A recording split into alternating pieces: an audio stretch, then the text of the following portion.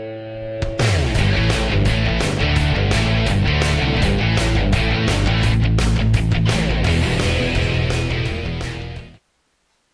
this is Justin from rcknowhow.co.uk and iconicrc.com.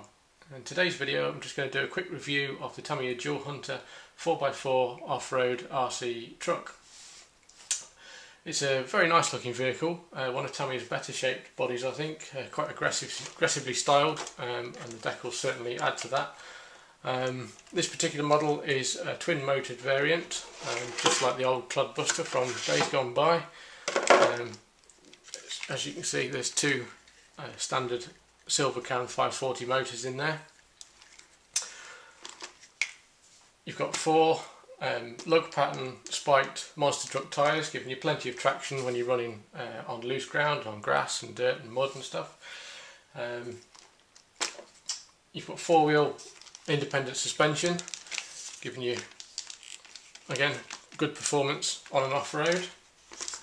The chassis itself is very sturdy, quite a tough design.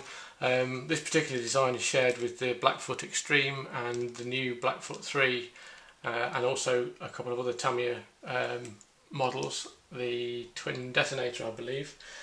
It's a very simple chassis design, so it's nice and easy to maintain, and you can take, should you need to, you can take the gearboxes out independently without having to strip the entire chassis down, so maintenance is quite straightforward. Centrally mounted battery, which is as low down as possible to keep your centre of gravity as low as possible, giving you great balance.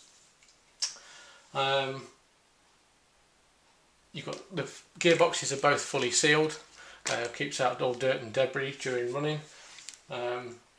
It also features the twin motor capable TEU 103BK speed controller.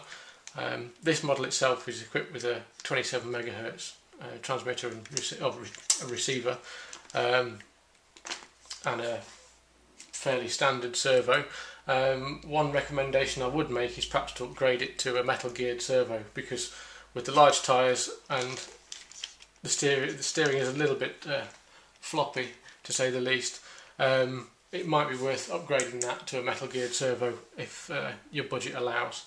It'll give you a more robust system for running off-road, and it'll take a little bit more of a battering really. The body itself is made of very tough polycarbonate. In fact, I wish all Tamiya bodies were made of the same thickness material, because this one is very sturdy indeed. When you get it in the kit, it comes in clear form. The polycarbonate bodies, you spray them from the inside and then you stick the stickers on the outside, and I think it looks pretty impressive really. In use, it's not the fastest of models. Ideal for a beginner, probably reaches 10-15 miles an hour, maybe slightly more, with a decent powerful battery.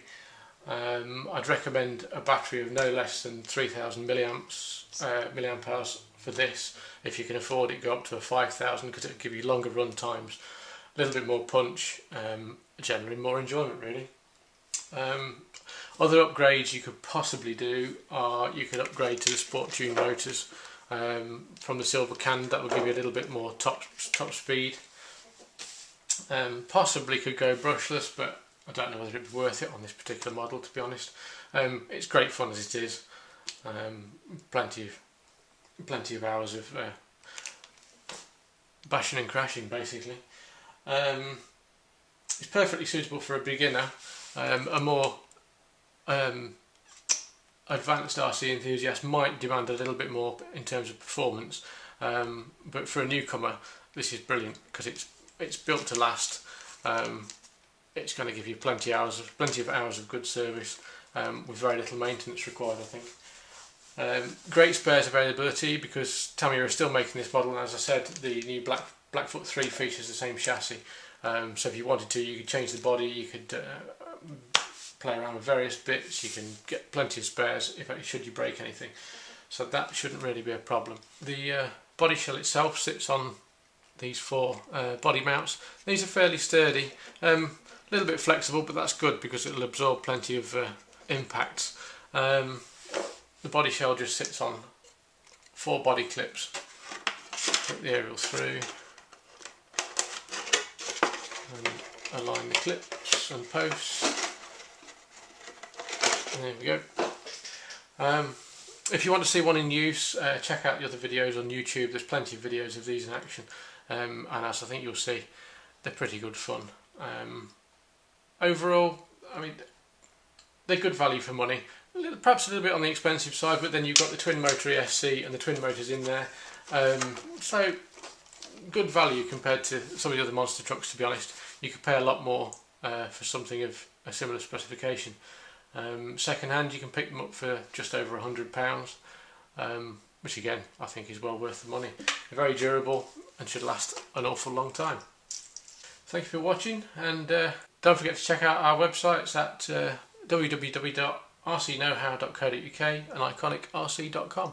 Thank you. Cheers.